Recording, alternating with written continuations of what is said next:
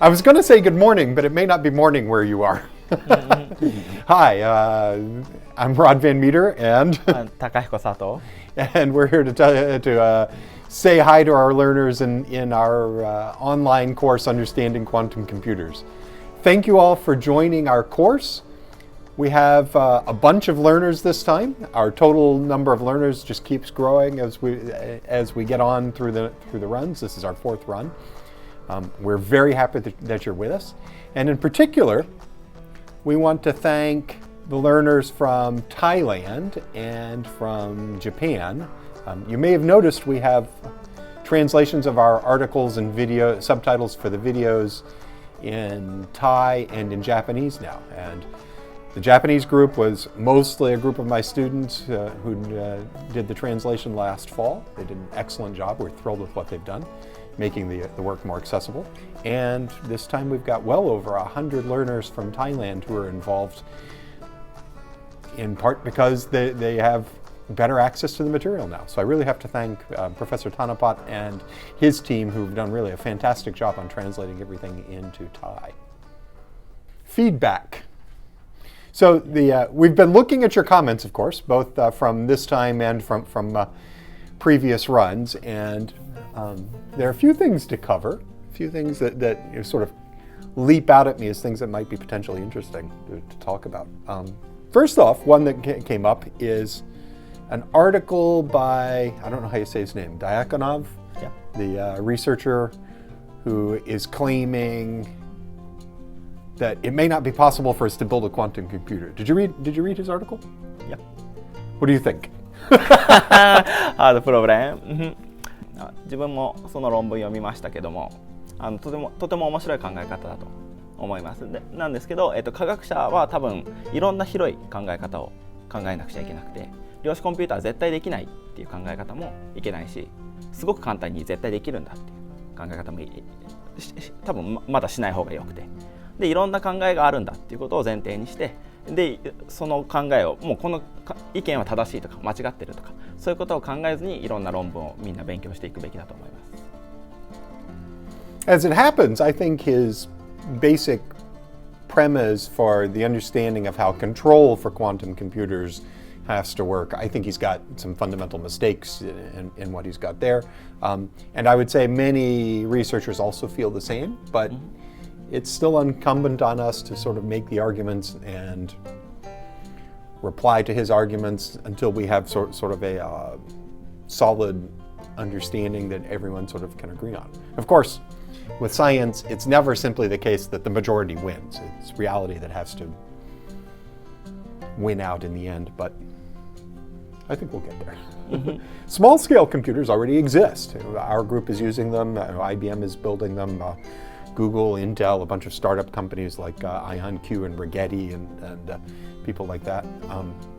So small-scale systems exist, but he's claiming that large-scale systems are impossible to build and control, and that fault tolerance doesn't work. And certainly the people who are working on fault tolerance and scaling of control systems believe that they have solutions to these problems. At least they don't see any showstoppers to these yet. 将来的にどうなるかは全然もちろんわからないんですけれども、何年か前までは今ある20キュービットのちっちゃいプロセッサーも作れるかどうか信じてる人も信じてない人もいっぱいいて、でそれができるかどうかも全然わからなかったんだけども、今はもう存在しているということで、この先どうなるかっていうのを判断することはすごい難しいので、みんなで頑張っていくしかないですね。Okay. There are a couple of other books that people have brought up in some of the comments. One learner mentioned that the first time they heard about quantum computing was actually in Louisa Gilder's book, Age of Entanglement. I love that book. It's a great book. It's wonderfully written and really provocative in the thinking and the concepts that are presented. If you go to the end of the course in the article that we have on further study, you'll actually find that book listed there. It's one that I very highly recommend. Another one, somebody always brings up Kurzweil, Ray Kurzweil, who's a researcher who believes we're headed toward the singularity with AIs that will accelerate and outstrip human capabilities and go on from there. He views this as sort of a utopian future. Other people view it as sort of a dystopian future. What do you think about Kurzweil? Or not about the person, but about his ideas. シンギュラリティはとても面白い考え方だと思うんですけども、でもこれも例えばターミネーターの映画みたいにある日突然コンピューターの AI が人間よりも賢くなってで世の中を変えてきてってそういうような変化ドラスティックな変化っていうのは起きないんじゃないかと自分は思ってます。なんですけど多分シンギュラリティが起きるって考えられてる2040年とか2050年っていう時代っていうのはもう今じゃ考えられないような例えば今我々毎日スマートフォン使ってますけどそういうデバイスも多分もうなくてでもっと未来のデバイスを使っててでそういうふうにどんどん生活っていうのの、水準レベルっていうのがどんどん上がっていくっていうので多分2060年とか後になって考えたらあの頃がシンギュラリティだったねっていうような話になるのかもしれないけれどもある日突然急に変わったっていうような感覚は持たないんじゃないのかなって思ってます。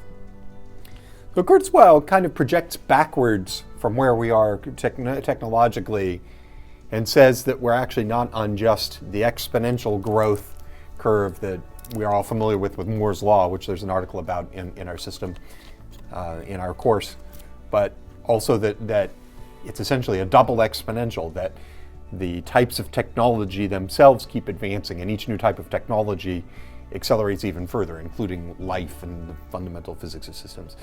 I don't see that actually has any physical basis. I don't think that there's any reason necessarily to believe that as we move from biological this to silicon that to on to perhaps quantum or something else, that there's a necessary reason why each new technology is automatically faster, grows faster than the previous one. Also, I think he's not taking into account the fundamental limitations in physical systems, the amount of energy that we can put into a system and the number of physical bits you can actually build with a given amount of atoms, transistors or post-transistors, whatever they happen to be. So I think his particular opinion about the continuing acceleration is unlikely. I do believe that it's possible to actually build a general purpose artificial intelligence, and even that it might even potentially be conscious. I mean, this thing between our ears is it's a computing device, an information processing device made out of cells and atoms and molecules of different sorts. There's no particular reason to believe why we can't replicate that, but we're still very far away from doing that, and I don't think his doubly exponential growth has any particular reason to believe that that's the way it's going to work out. There's one other thing. Let me use the whiteboard for this. The exponential growth in the number of states. Here's a particular technical topic. Exponential growth in states. This is one of the areas that I've noticed that people have a tendency to sort of get a little bit confused. I've noticed this both when teaching our students here in person at KO and in other places. So if we have n qubits, with n qubits, just like with n bits, that means you have 2 to the n possible states. So that means that the number of states grows. With 1 qubit, you have 2, then you have 4, then you have 8, then you have 16, then you have 32. It's the examples that we use, it's common to talk about 1 qubit states and 2 qubit states. So we see a lot of 2 and we see a lot of 4, and some people go 2, 4, 6.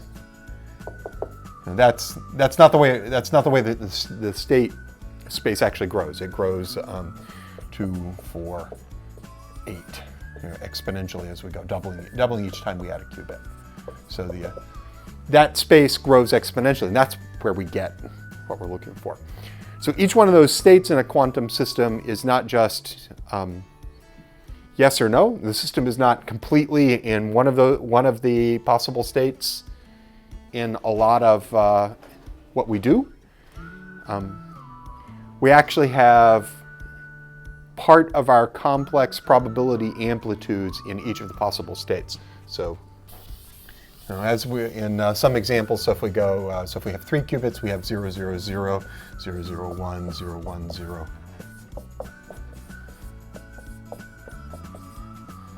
So that's 8 states. 2 to the 3 is 8.